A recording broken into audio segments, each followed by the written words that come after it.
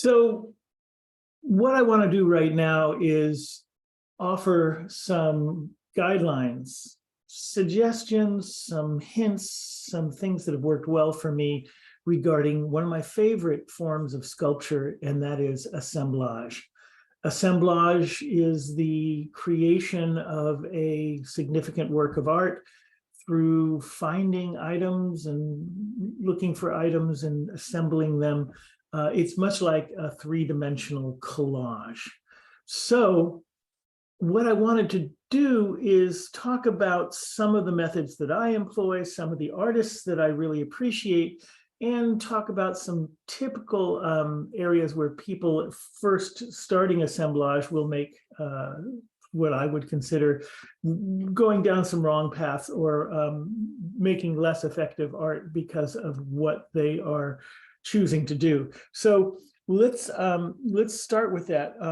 First thing that I would say is remember to work visually first and foremost.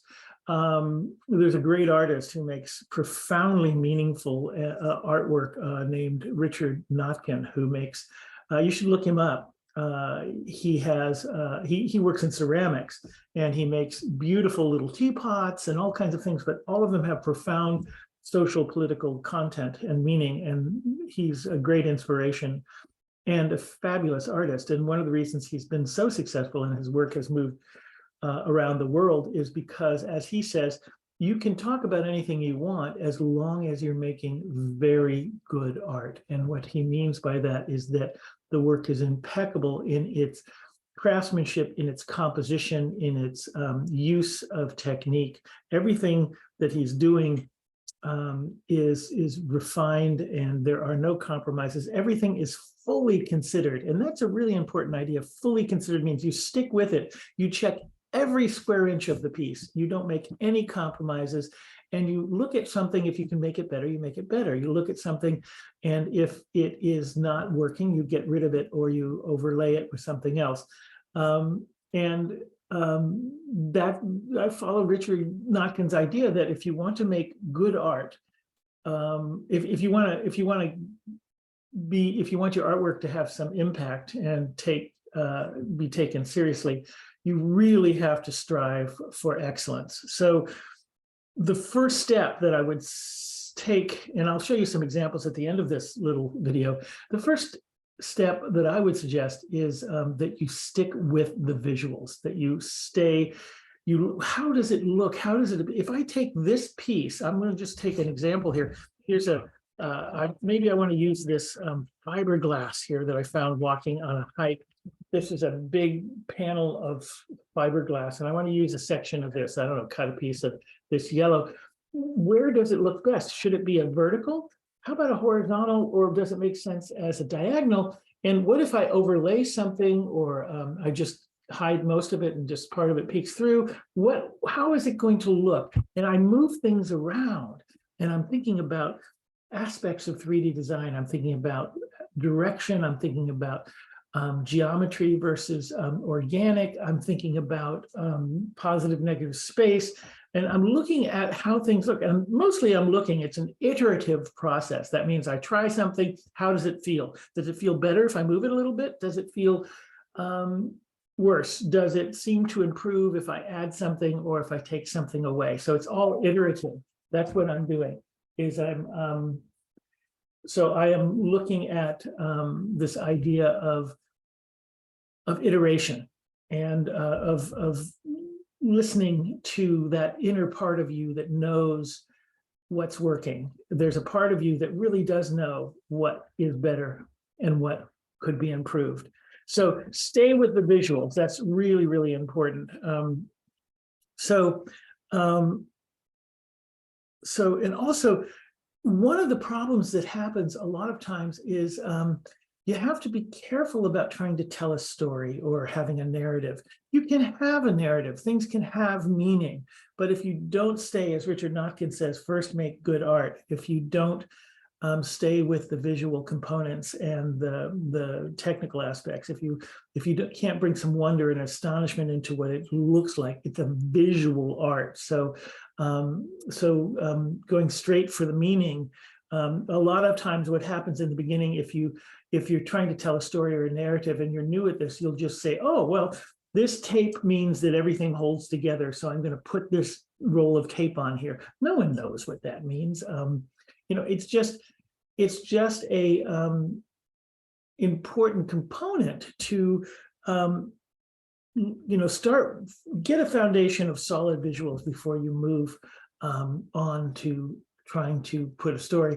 And what I say often is that the most powerful kinds of work that I can do in assemblage, the story emerges. I begin to craft a meaning, just like I'm crafting the assemblage by trying things out. So what is this object? What kind of feelings emerge when I use this object or that object? So I'm going to talk about objects for a while too. This is important. So there's really three things to talk about with materials. One is the truth to materials and what they mean. When you look at a specific material, you have a feeling.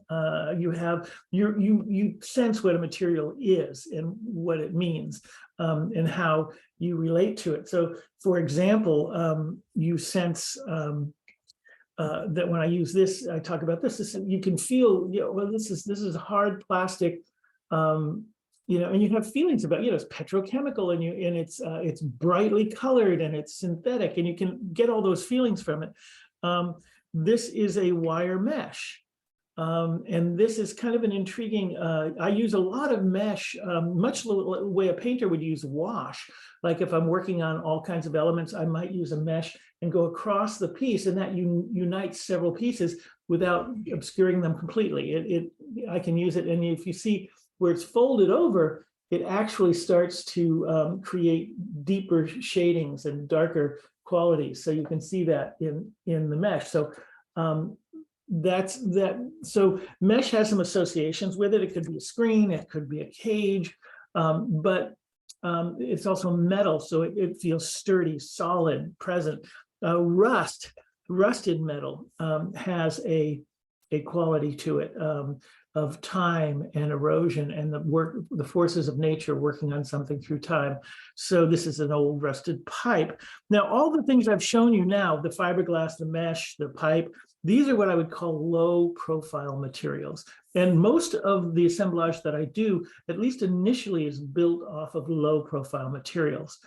And by low profile, I mean, they don't carry a heavy meaning. They don't have a narrative. If I use them, people don't go, oh, that means that, or that's about that. So for example, let's look at high profile materials. This is a lovely tourist version of the Statue of Liberty. So you can't use this without bringing to your piece lots and lots and lots of associations. So now you're telling a story. Now you've got some messages that you're conveying. Could it be about immigration? That's usually what this is. So this is a very powerful and perhaps too powerful or very difficult object to use because of all the associations. You're going to be sending your viewers into thinking about this a lot. So you have to be careful when you use this, that you can craft enough additional material to give meaning to the bolder, more blatant, almost cliche responses to this item. Given our current political world, we have a situation now where democracy in America, if whatever's left of it, may be gone. We have political leaders, national political leaders, passing laws that prevent populations from voting, and that's not really what I understood about what America is. Then we have the immigration issue, which is being used almost entirely as a political football by various parties. So on a lighter note, this is a champagne cork, and this could mean a number of things. It could be about celebration, inebriation, who knows. You could use this and it has some really nice qualities about it. And the other thing about it is you can pierce it, you can add things, you can hang things from it, you can do lots of things to attach it. It's easy to screw in. So this is kind of material that goes in together really well. And it is a pretty high profile material. Here, there are other materials which other things like this is an old antique cast iron dumbbell. actually found this when I was traveling.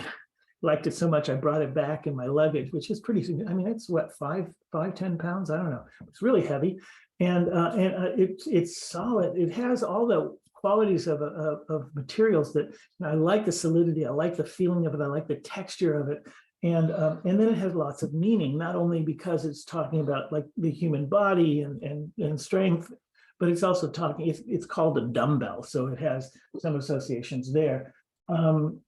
I've got some other things. Oh, something that I have used many times that I really like is here. These are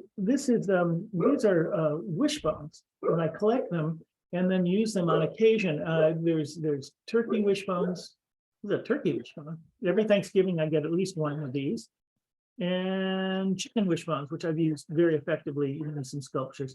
You know, the idea of a wish is a powerful, powerful metaphor. It's also, so these have a lot of meaning, they have a lot of presence, but the meanings of the dumbbell and the wishbone are less specific and less constraining. They're more mysterious. They add elements, and you can add them into your piece and get kind of ideas and resonances, but not, you know, you're kind of, as a communicator, you don't want people to jump to conclusions and think they know what you mean. Here's something I found, and this happens when I went to a flea market, or I'll go to a garage sale, or I'll go to a thrift shop, and I'll look around for things, and every now and then you find something like this, which I don't know what I'll do with it, but boy, I know it's going to be great when I figure out how I want to use it, because it just has a lot of resonance and presence, and I know in the right format I can make something really wonderful happen with this. So these are all high profile materials.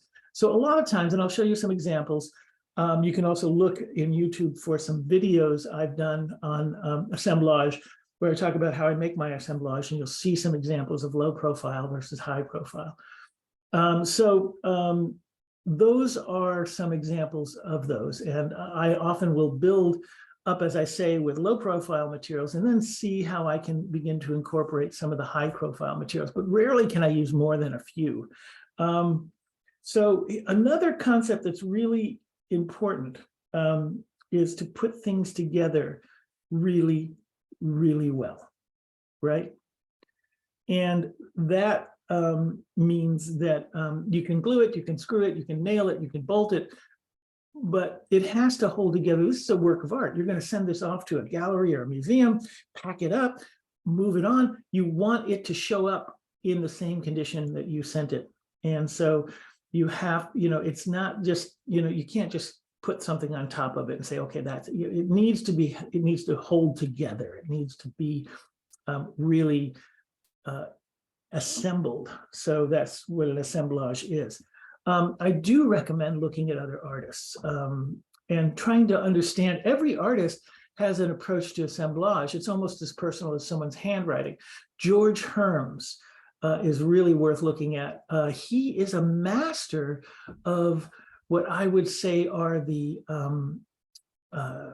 what can I say? He's a master at kind of poetry out of just garbage. He finds things of little or no value, just no value at all. And he can make you care about them by the way that he handles them, by his brilliant composition and his placement of things.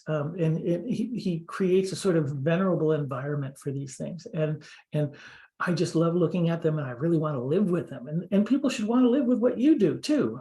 See what you can do that way to make something that you don't want to let go of, or that you want people to, that people want us to have and to live with, to bring meaning to their lives. So those are some things. George Herms is one. Of course, early on, Kurt Schwitters is the most painterly of assemblage artists. Kurt Schwitters is an artist who used found objects literally like paint. He would pick an object up, be very sensitive to its color, to its form, and he'd place it on a canvas where he'd done extensive painting and start incorporating objects. Sometimes he'd paint over them or part of them. He'd interact with them, he'd interrelate them. So he was a real masterful and very painterly assemblage artist. Bette Saar is a really good one to study, because Bette Saar is, maybe for shorthand, I could say an activist artist. She has something to say. She reminds me of my friend Richard Notkin, because she does have something to say, and she will not be dissuaded.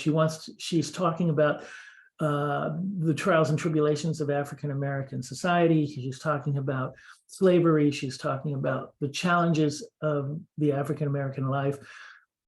And she does it brilliantly, and she's making profoundly visual and complex and layered artwork in doing it. So take a look at Bette Saar. And she spells her name Bettesaar. There might be a Y in Betty somewhere. You can Google that, Bette Saar. And finally, of course, the kind of one that everybody looks at is Joseph Cornell. And Joseph Cornell is a different kind of poet. He's a poet almost from another world. When you look at his pieces, there is an elegance. They have a real quality about them. Not that he's using precious objects, though he does use a few, but his treatment, his collaging or painting over many of them, his using really symbolic symbols like, an egg in a wine glass, or he uses matchboxes a lot and dice, and you have to see them to understand them. Joseph Cornell is his name, and his work has a beautiful poetry about it. It looks like it looks like a language that you don't understand, but you just want to keep looking at it and thinking about it.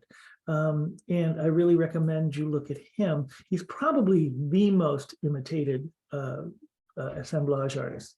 So I want to talk about a few kind of do's and don'ts, and then I'll give you a few examples, and then we can, I will end this video. You want to sometimes it's really great to start with a foundation or a substructure. It might be a table, it could be some drawers. I've seen bell jars be used very effectively, but some sort of substructure. It should be something of substance. Maybe it's metal, maybe it's wood, maybe it's glass, who knows what it is, but avoid looking, one of the classic mistakes, don't use cardboard.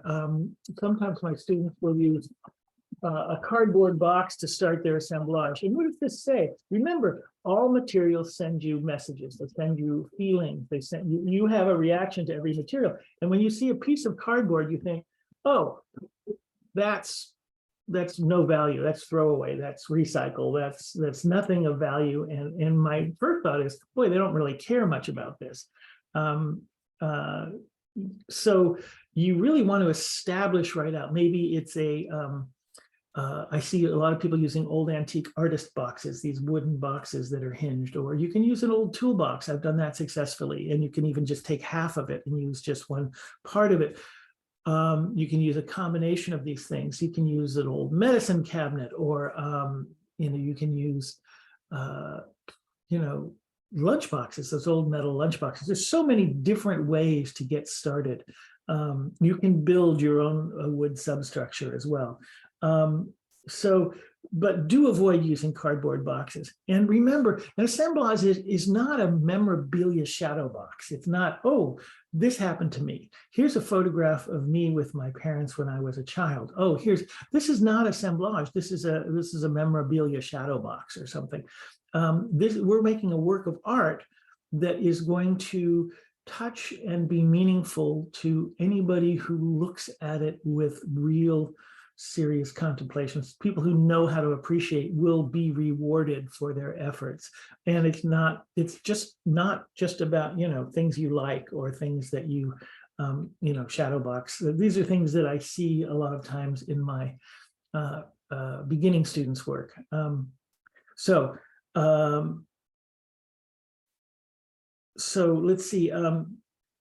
we've talked about it. So never let glue show. When you're gluing something or screwing something, and adhesives have all kinds, there's all kinds of adhesives. So you want to choose the adhesive for the materials you're putting together. But don't let glue show unless that's what it's about. If, you know, sometimes you can use like hot glue effectively to purposely leave drips and things around. But unless it's meant to be a visual component, never let it show. And don't tape things on there. That's like taping is the cardboard box of joining things. You don't, it just says cheap and I don't care. So glue, screw, nail, bolt, tie, wire, all those things are possible. So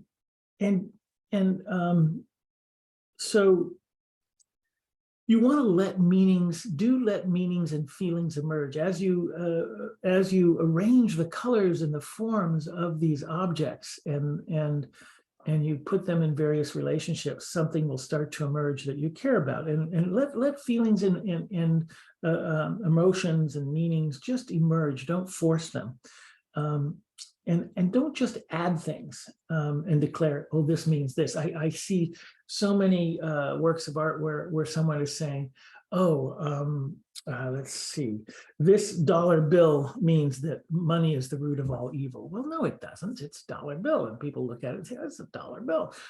You'd need a lot more associations with that to clarify, because somebody else could say, oh, this is a celebration of capitalism, which is the best form of organization in the world. You can go anyway. So if you're going to, you have a responsibility to communicate. This is my personal idea. So you're communicating. So if you're communicating, you're responsible for getting across as much as you can, or at least knowing that something is ambiguous and that may not mean what you think it means. But I have no interest in art that tells me what it means, but I can't get it from the artwork itself. So the last thing I'll say is that I would really encourage staying in a state of uncertainty and search and questioning. Try to, keep with the visuals, watch things emerge. Don't be certain. Don't search for certainty. Search for solutions. But use that iterative process and look to see something emerge that has some presence, some gravitas, and that fills space with integrity. The tendency, the don't on this is don't settle for things just because it's nice to have a solution. Sometimes when you have an assignment and you just want to figure out what to do, and you're used to knowing, that's what school teaches you, is that it's, having the right answer is the best thing. But with an artist, having the right question is the best thing. So having said all that, let's take a look at a few examples here that I have done over time. And let's see, you're going to not be able to see this whole thing at once. You can see here, this is a assemblage that I've done, and you'll see some things that I repeat on occasion. First of all, this part, this hanging, I do have this repeating symbol in most of my assemblages of what is basically a truing device, right? You know this from construction. You hang a piece from the ceiling and it points always to the point immediately below. And so all my pieces have these that I make. Sometimes I make them, sometimes I actually use the tool. And you can see I'm using old pieces of furniture as well. And I just like their texture. I like the presence of the sense of age. I like how they, I like the sense of time. You can see the substructure that I have here was actually a bracket that was used to hang hoses on walls, and I flattened it out. Got these nice linear qualities here. And then there's a piece of metal with some rather offensive writing on it. And I got this from a writer that I collaborate with that I really admire. And I handed him some metal one time and said, write on it and then give it back to me. So he wrote on this one and he handed it to me and said, this is what the current president says about my daughter. So, I have a daughter as well. And this was what was said during the 2015-16 campaign of Donald Trump about women. All these words were used in reference to women and became hashtags related to the Trump presidential campaign. So this is called The White House Speaks of My Daughter. And you can see this kind of noble female angel in the foreground. Again, another great find at a thrift shop that I had around for a long time before I found the place for it. And that piece of metal is so strong with those words on it, so powerful. It's part of a fence post that you hammer into the ground typically, but that meaning is pretty much lost, and it becomes this really almost symmetrical composition that hangs on the wall. And these are called, as you know, plumb bobs. I think I forgot to mention that. And so all my pieces have this sense that there is something that is true always, and especially in these times, that's a recurring symbol for me that's important. So let's take a look at one more, and so we can see how things work. Here's a piece that I think is particularly good for studying. Once again, there's our plumb bob on that part, and then we come down here, and there's the piece. And these have the advantage. Here's a piece that really does talk about what I'm saying in terms of use of materials and also composition. So once again, as the substructure here, I have one of those brackets that's used to hang hoses on the ground. I'm sorry, it's a little hard to see with the with my T-bowls in the background there, but you can make it out, kind of see what it is. So what we have here is a little more subtle in terms of meaning. We do have the plumb bob that's talking about there is always one, physics exists, there is truth. And you can see this round dome here, which reflects the round of the three stones. These are three round stones at the top. So there's this visual kind of echoing of the round of the stones, the round of the dome, the rounds of these holes in this mesh, stainless steel mesh that's here. And then there's some expanded steel here. Again, a mesh that creates a slight diagonal and changes the aspect of how much of this background you see, but allows you to see some of it. And then across the whole thing, there's this old piece of furniture again that has some wood joints that have been broken out and some previous colors used. So it has a sense of time. So you can see I'm composing things. I have an asymmetrical design with a big, bold vertical here, a subtle diagonal here, and a background of horizontal lines here, some round moving through, some color, the rust being reflected again. So your eyes are moving around. So this is a very visually driven I've made bigger ones, but they're harder to hold up. Assemblage, which uses the principles of staying visual. Now, how does this have, and then when I start to put in some high profile, these are examples of high profile things that actually maybe aren't so high profile because people don't know what they are. But these three stones actually are found at Clear Lake, and they were used by the indigenous peoples as slingshots. They were used to hunt waterfowl, and there's lots of them that can be found in the lake where they settled after being used as ammunition. So this reference to ammunition, to hunting, to killing, to sustenance, there's all kinds of ways to take meaning, but it's not explicit, it's not blatant. It's a kind of a subtle bringing meaning and resonance to it. And also finally, this dome here is made out of solid lead, which is a very toxic material. So that has some connotation for us as a people that use the history of lead and our knowledge of it changing from, oh, it's like the most useful material. The Romans used it to line their waterways. That didn't work out well for them. So you have that whole historical reference in the sense of toxic material. On the back, I'm hanging it with what's called a French cleat, and it hangs on the wall. So these are some examples of some assemblage that I've done to just use to talk about these principles. And I hope this has been a helpful little guide. I think assemblage is really rewarding. There are pieces you can make that are really worthy of contemplation and make a great contribution to our world, and can be quite rewarding for you, the artist. It's okay if you don't know how to put things together. It's okay if it's all new to you, because that's what sculpture is. when you start with a sculpture, sometimes you're working in techniques that you know and you understand, but sometimes you get an idea which cannot be expressed with the usual means that you are knowledgeable of. So you go learn something else. You learn how to drill and put threads in a hole, or you learn how to select different kinds of bolts and different kinds of bolts and what they are, or you learn how to drill a guide hole for a screw. All these things that are they become second nature, but don't worry about what you can't do. There's nothing you can't do. Just do what you must. So stay safe and make good art.